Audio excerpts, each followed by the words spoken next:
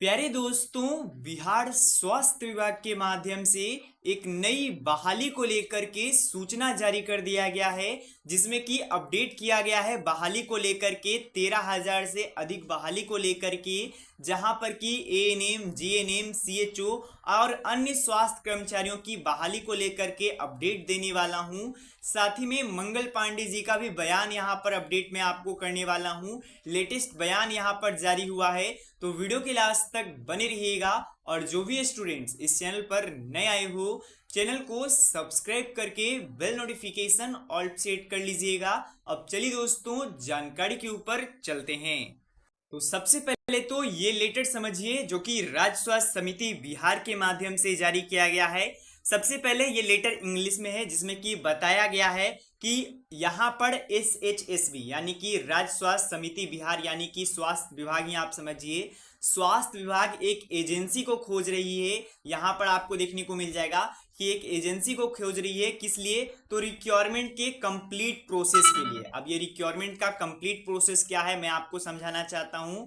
देखिए, वैकेंसीज आप लोग को पता होता है, अगर छोटी वैकेंसी होती है तो वो राज्य स्वास्थ्य समिति बिहार भी कंडक्ट कर लेती है वॉक इंटरव्यू पे। लेकिन आपको पता होगा, एएनएम के लिए वैकेंसी आनी है 1200 पदों पर, जीएनएम की वैकेंसी आनी है यहाँ पर 2500 कुछ पदों पर, सीएचओ का 4500 वैकेंसी और काफी सारी वैकेंसीज आनी है। और जिसका डेडलाइन भी रखा गया है कि आपको इसी साल एंड तक यानी कि दिसंबर तक नियुक्ति करा लिया जाए। तो वहां पर एग्जाम होगा, जो भी प्रक्रियाएं हैं उसी को लेकर के कोई एजेंसी को खोजा जा रहा है, जो कि इस बहाली को निकालेगी और सभी प्रोसेस करेगी। और एक तरीके से जो रिक्वायरमेंट का कंप्लीट प्रोसेस होता है वो अंडरटेक यानी कि वो करेगी, और उसी के लिए एजेंसी का खोज हो रहा है। अब वो बीटीएससी भी हो सकती है, अगर बीटीएससी अप्लाई करती है तो बीटीएससी को दे दिया जाएगा। और भी कई सारे एजेंसीज होते हैं जो कि इस बहाली को अब कंडक्ट करेंगे।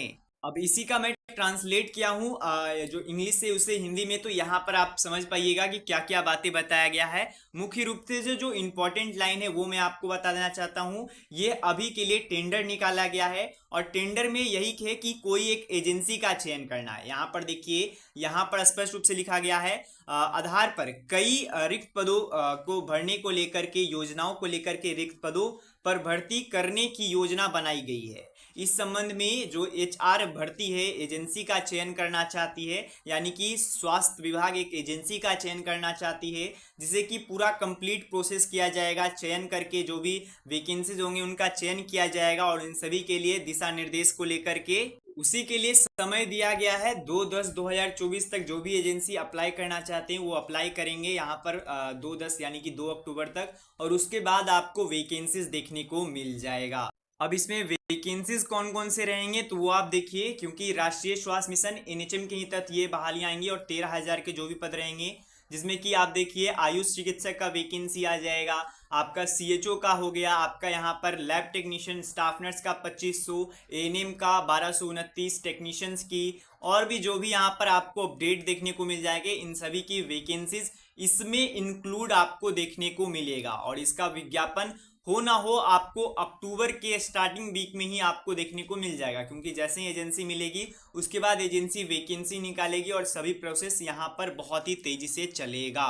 और आपको ये बात ध्यान देना है कि कोई भी बहाली डायरेक्ट नहीं होगी, सभी में एग्जाम प्रोसेस होगा। और जो क्वालिफाई स्टूडेंट्स होते हैं, जिनके पास क्वालिटी होता है नौकरी करने का, या फिर बोलिए जिनको कि समझ में आता है सब कुछ, मतलब पढ़ाई इंपॉर्टेंस देते हैं, उन्हीं लोगों का नौकरी होगा, क्योंकि इन सभी में एग्जाम होगा। इसी के लिए दोस्तों, आप सभी के तैयारी को लेकर के भी मैंने आप सभी के लिए सिंपल पेपर सेट भी बनाया है, जिसमें कि आपको केवल और केवल 99 रुपए में सबसे पहले तो 15 आपको सेट मिल जाएंगे, जो कि लेटेस्ट सिलेबस के अनुसार यहाँ पर बनाया गया है, सभी के सभी सेट। साथ ही में दोस्तों, यहाँ पर आप लोगों का एक क्वेश्चंस बैंक मिल जाएगा, जिसमें कि 1100 से अधिक यहाँ पर आपको क्वेश्चंस मिल जाएंगे। तो आप सभी को लेने के लिए कुछ नहीं, आपको केवल 99 रुपए पेमेंट करना होगा।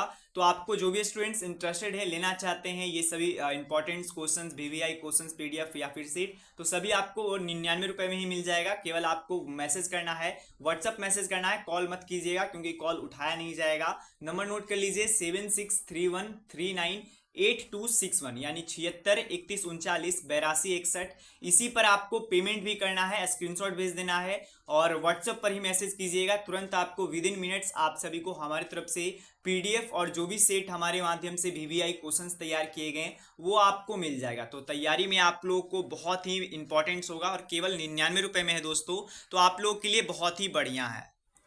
और लास्ट में दोस्तों मैं यहाँ पर जो स्वास्थ्य मंत्री मंगल पांडे हैं उनका बयान भी सुनाना चाहता हूँ, जो कि लेटेस्ट बयान है, कोई पुराना बयान नहीं है। के धन्यवाद सम्मेलन में स्वास्थ्य मंत्री मंगल पांडे ने स्वास्थ्य विभाग की उपलब्धियां गिनवाई। मंगल पांडे ने पूर्व स्वास्थ्य मंत्री तेजस्वी यादव पर भी हमला बोला। स्वास्थ्य मंत्री ने पारा मेडिकल छात्रों को भरोसा दिया कि एनडीए सरकार ने पारा मेडिकल काउंसिलिंग का गठन करने का काम किया और जल्द ही इसके तहत मिलने वाले फायदे भी देखने को मिलेंगे। तो वहीं उन्होंने ऐलान किया कि स्वास्थ्य विभाग में जल्द ही आरक्षण रोस्टर क्लियर होते ही 45,000 नई वैकेंसी निकाली जाएगी, जिसमें पारा मेडिकल की भी बहाली शामिल रहेगी। लंबी आपकी एक मांग थी कि राज्य में पैरामेडिकल काउंसिल बनाया जाए। मुझे जब भी कोई मिलता था प्रतिष्ठित मांग थी। अब उसके जो और रूल्स रेगुलेशंस बनाने हैं उन सारे काम को भी हम आगे आने वाले दिनों में करने वाले हैं। तो मैंने तो इसलिए बहाली निकाला था कि जो हमारे पैरामेडिकल के बच्चे हैं उनको 3,000 बच्चों को नौकरी मिल जाएगा और 3,000 को नौकरी मिलता है तो पीछे से 15,000 बच्चों का उत्साह भी बढ़ता है कि हाँ मेरा भी नंबर आ सकता है। लेकिन मैं कोई राजनीतिक बयानबाजी नहीं कर रहा हूं और ना मैं अपने पूर्ववर्ती मंत्री का नाम लूंगा। सब आप लोग जानते हैं मेरे पूर्व के मंत्री कौन से। वायदा बहुत बड़े बड़े करते हैं, दावा बहुत बड़े बड़े करते हैं, लेकिन ना तो कभी गरीबों का कल्याण उन्होंने किया है बिहार में, ना कभी छात्रों का कल्याण उन्होंने किया है। मैं दो उदाहरण देना चाहूंगा। बताइए कोई निकाला हुआ नौकरी, निकाली हुई वैकेंसी कोई कैंसिल करता है क्या?